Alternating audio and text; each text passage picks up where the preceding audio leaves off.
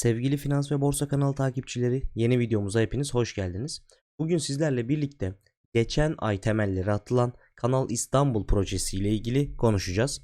Burada hangi hisselerin ön plana çıkabileceği, hangi şirketlerin bu proje içerisinde yer aldığı ve buradan da orayı primlenebileceği, yukarı yönlü hareket edebileceği hakkında detaylı bir analiz, detaylı bir konuşma gerçekleştireceğiz. Burada 2 adet haberimiz var. Bu haberlerin incelemesini ve bu haberlerdeki şirketlerin gösterilmesini sağlarken aynı zamanda Kanal İstanbul projesinin resmi sayfasındaki 2 tane verinin incelemesini gerçekleştireceğiz. Bu verileri ve şirketleri inceleyerek neredeyse tam olarak Kanal İstanbul projesi ile ilgili bilgilendirmelerinizin tamamına erişmiş olacaksınız ve aynı zamanda buradan primlenebilecek şirketlerle ilgili belli başlı mantıklara sahip olmuş olacaksınız. Bu hisselerin kısa bir şekilde temel analiz verilerine de değineceğim. Temel analiz incelemesine de bakacağım. Ama çok fazla üzerinde durmayacağım. Amacımız tabii ki Kanal İstanbul'un neresinde yer aldıkları ile ilgili konuşmak. Bu hisselerin tekniği ile ilgili yorum yapılmasını pek mantıklı bulmuyorum. Çünkü Kanal İstanbul'da bulunacak 5 şirket düşünelim. A, B, C, D, E.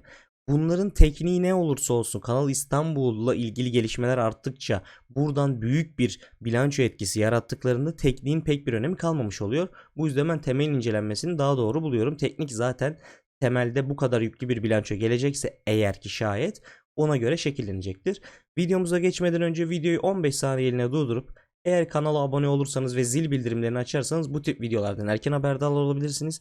Videomuza da destek vermek için eğer tabi isterseniz videoya beğeni atabilirsiniz. Aklınıza takılan soruları yorumlar kısmına yazabilirsiniz. Şimdi gelin Kanal İstanbul şirketlerini analiz etmeye, incelemeye başlayalım. İlk şirketimiz Emlak Konut Gayrimenkul Yatırım Ortaklığı. Zaten bildiğimiz gibi devlet bazlı bir şirkettir. Kanal İstanbul projesinin oluşacağı civarlarda oldukça yüksek yatırımları, arsaları olduğunu biliyoruz. Bu yüzden bu proje sonlandığında veya sonlanmaya yaklaştığında oradaki arsaları çok ciddi değerleneceği için Emlak Konut Gayrimenkul Kanal İstanbul projesinden oldukça iyi şekilde etkilenecektir. Peki nasıl bir projeden bahsediyoruz? Kısaca söyleyelim. 45 kilometre uzunluğunda deniz trafiğini önlemek ve daha fazla gemi geçişinden dolayı ek gelir kazanılabilmesi için yapılan bir projedir. İyi veya kötü olabilir. Dediğim gibi burada siyasi bir yorum yapmıyoruz. Sadece borsa ve hisselerin üzerine etkisini konuşuyoruz. Yapay bir kanal oluyor. Bunun da bu çevrede yerleri olan gayrimenkul yatırım ortaklığı veya emlak hisselerini değerlenmesini, aynı zamanda buraya demir çelik ve çimento getirecek şirketlerin değerlenmesini sağlıyor. Emlak konut gayrimenkulün çevrede iyi bir arsası, iyi bir yatırımı olduğu için buradan karlı çıkabileceği düşünülüyor. Çeyreklik satışlara geldiğimizde son zamanlarda bir düşüşle karşılaştığını ve bunun çeyreklik net kâra yansıdığını görüyoruz. Ödenmiş sermayesinin oldukça yüklü olması hızlı hareket edebilmesini engelliyor. Öz sermaye karlılığını %9'lardan şu an %6'lara kadar taşıdığını, hafif bir yukarı yönlü çıkışın olduğunu ama sürekli düzeltmeler yapıldığını görüyoruz. Kaldıraç oranına baktığımızda iyi, cari oranına baktığımızda güzel seviyelerde olduğunu görüyoruz. Tabii ki burada yapmamız gereken şey çarpanlarını ziraat yatırımdan veya herhangi bir yerden sektörel olarak kontrol etmek, diğer sektörlerle incelemektir ama satışlarının bu denli düşmesi çok hoş karşılanmıyor. Fakat öz kaynaklarını son bilançoda arttırmış, bu olumlu bir durum olarak gözüküyor. Gelelim ikinci hissemize. İkinci şirketimiz İhlas Gayrimenkul. Yine aynı şekilde İhlas Gayrimenkul'ün de Kanal İstanbul şirketleri içerisinde olmasının en büyük nedenlerinden biri çevre bölgelerde arsa toplaması, çevre bölgelerde iyi yatırım olmasıdır. Bu noktada şunu söyleyeceğim sizlere, sonda 2 tane çok önemli şirket vereceğim. Bunlardan bir tanesi de bankaları içeriyor. Nedenleriyle birlikte açıklayacağım. O yüzden videoyu atlamadan sonuna kadar izlemenizi tavsiye ederim. Dediğim gibi hiçbir yerde duymadığınız 2 adet önemli şirket ve nedenlerini sizlere açıklayacağım. İhlas Gayrimenkul Yatırım Ortaklığı'nda da gidip ufakça bir bilançosuna baktığımız zaman öz kaynaklarını ufak şekilde arttırdığını, net dönem karını arttırdığını, çeyreklik net kar satış ve faböklerine baktığımızda çok garip bir senaryo izlediğini görebiliyoruz. Kaldıraç oranının 54'lerde, olabilitesinin normal olduğu, uygun seviyelerde olduğunu görüyoruz. En tepe noktada %13,5 öz sermaye karına çıkarken şu an %0'a yakın bir öz sermaye karlılığı ilerliyor. Gördüğünüz gibi uzun vadeli yatırım için çok iyi olmayan FD faböğünün PEG rasyosunun da FK'sının da çok kötü seviyelerde olduğunu görüyoruz. Kanal İstanbul'la birlikte ufak bir primlenip buradan kar marjı elde etmek için kullanılabilecek şirketlerden biridir yalnızca. Üçüncü şirketimiz TSGYO'dur. Burada da yine aslında mantığımızın aynı olduğunu, çok fazla değişmediğini görüyoruz. Kanal İstanbul çevresinde iyi yatırımları, arsalarının, tarlalarının olduğu için yükselebilecek bir gayrimenkul yatırım ortaklığı olduğunu görebiliyoruz. Aynı zamanda bu üç şirketin daha önceden çıkan Kanal İstanbul haberlerinde ilk ve en yüksek marjlarda primlendiğini bildiğim için gayrimenkul yatırım ortaklıkları içerisine Emlak Konut Gayrimenkul, İhlas Gayrimenkul ve TSKB gayrimenkulü koyuyoruz. Bunların içine şimdiden söyleyeyim, Yeşil Yapı ile Yeşil Gayrimenkul de bir miktar gelebiliyor ama ben bu üçlünün daha iyi olabileceğini düşünüyorum şahsen. TSGYO'ya baktığımız zaman da öz kaynaklarında bir düşüş yaşadığını, net dönem karında hala ekside olduğunu fakat iyiye doğru giderek bir eksiye geçtiğini görebiliyoruz. 10 çeyrekliğine geldiğimiz zaman satışlarının stabil seviyede ama net karının çok kötü seviyelerde olduğunu görebiliyoruz. Öz sermaye karına baktığımızda eksi seviyelerde ama %63'lük marjlardan geldiğini görüyoruz. Eski seviyelerine yaklaşması bile sadece TSGYO'yu kendi başına çok yukarılara hareket ettirebilir. Şu an cari oranının çok kötü seviyelerde olduğunu, kaldıraç oranının düşük olduğunu görüyoruz ama genel bağlamda baktığımızda TSKB gayrimenkul yatırım ortaklığının çok iyi seviyelerde olmadığını görebiliyoruz. Dediğimiz gibi İhlas Gayrimenkul gibi yine en fazla Kanal İstanbul'la birlikte yükselebilir. Onun haricinde uzun vadeli yatırım için çok mantıklı görünmüyor. Çimento sektörlerimize geldiğimiz zaman Çimsa'yı görüyoruz. Burada faaliyet bölgesine yakın olması ve Çimsa'nın faaliyet raporlarına baktığımızda genelde Marmara bölgesi ve Karadeniz'e hitap etmesi burada Çimsa'yı 1-0 öne geçiriyor. Ve yine dediğimiz gibi Kanal İstanbul'la ilgili haberlerde çok erken sinyaller veren hisselerden biridir. Çimsa'ya baktığımız zaman Çimsa'da oldukça güzel bir senaryo ile karşılaşıyoruz. Sevdiğimiz bir hisse. Düşük bir öz kaynağı var ve öz kaynağını ciddi oranda arttırmış. Zarardan ciddi bir kâra geçmiş. Satışlarını %50 oranında arttırmış. Çeyreklik net kar artık yavaş yavaş düzenli bir şekilde artmaya ve yine çeyreklik satışları düzenli şekilde artmaya başlıyor. Ödenmiş sermayesinin düşük olması, hızlı hareket edebileceği ve diğerlerinden daha yüksek potansiyel göstereceği, diğerleri 2 kat gidiyorsa örnek veriyorum tamamen bunun 3-4 kat gidebileceğini düşünüyorum. FK, FD, FAVÖK, PDD'sine baktığımız zaman iyi oranlarda olduğunu ve bildiğim kadarıyla sektörün en iyi hisselerinden biri olduğunu biliyoruz. Öz kaynak karlılığını çok ciddi şekilde yukarı yönlü çıkartması, bunu yaparken kaldıraç oranını düşürerek cari oranını bir seviyelere getirilmesi çok olumlu oluyor. Çimsa zaten Kanal İstanbul projesi olmasa da orta uzun vadeli yatırım yapılabilecek iyi, sevdiğimiz ve sektörün en iyi şirketiydi. Bu yüzden Çimsa'yı da bu sektör içerisine alıyoruz ve incelemesinde olumlu olduğunu söyleyebiliriz. 5. şirketimize geldiğimizde Akçansa'yı görüyoruz.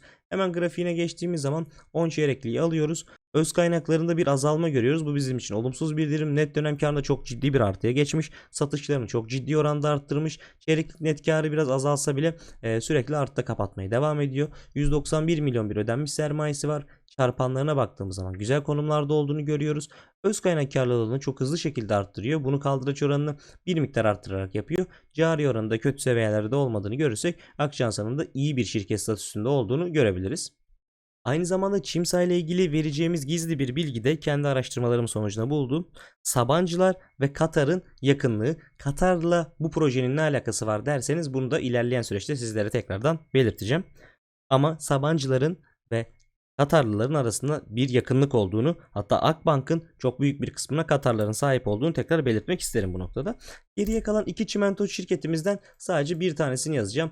Siz burada iki şekilde çoğaltabilirsiniz. Ben burada OYAK yazmayı tercih ediyorum ama hem OYAK hem Afyon Çimento bunun içerisine seçilebilir. Biz OYAK Çimento'yu seçip OYAK'ın incelemesini gerçekleştirelim.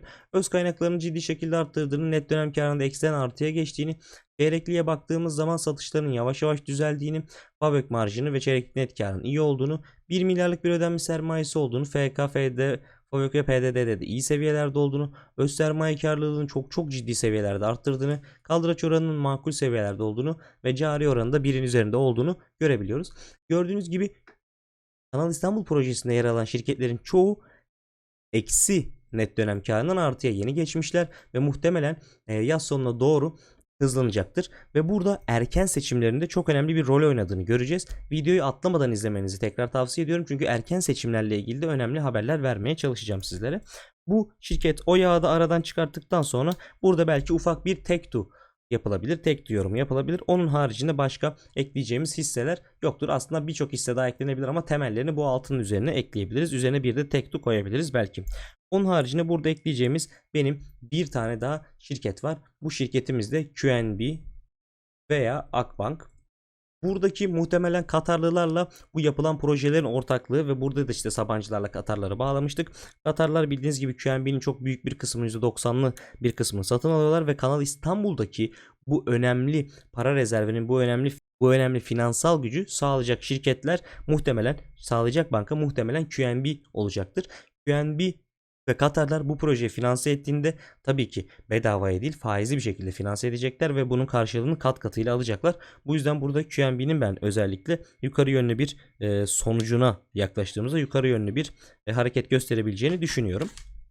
Özellikle Kanal İstanbul'da hızlı bir artışın, hızlı sürecin devam etmesinin olası bir erken seçim öncesi kullanılabileceğini düşünüyorum. Kanal üzerinden 6 veya 7 tane köprü geçeceği bilgisi geldiği için burada çimento şirketleri muhtemelen gayrimenkul yatırım ortaklıkları kadar en az yükselecek diye düşünüyorum. Haziran'da ilk adım atıldığı için gördüğünüz gibi 7. mi 6. mi köprünün temelleri atıldı.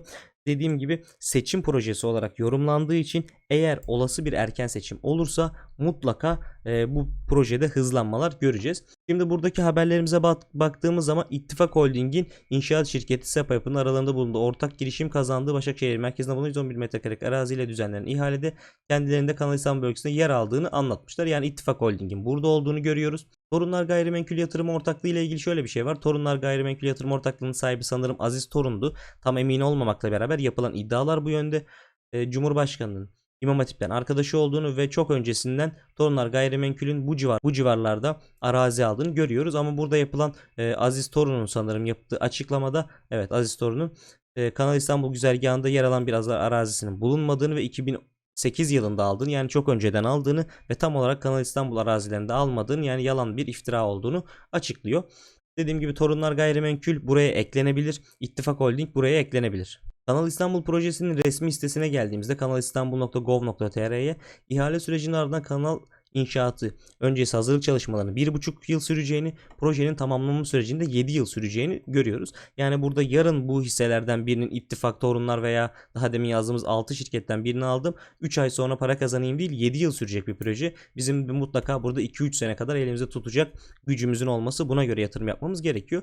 Harfiyat ve trafik miktarında 1,1 milyar metreküp olduğunu görürsek burada harfiyatla ilgilenen şirketlerin de yukarı yönlü bir hareket yapabileceğini göreceğiz. Bunları incelemeyi de sizlere bırakıyorum. Videomuzun sonuna geldik. Eğer videoyu beğendiyseniz kanala abone olup beğeni atarsanız çok teşekkür ederim. Destekleriniz için bir sonraki videoda görüşmek üzere.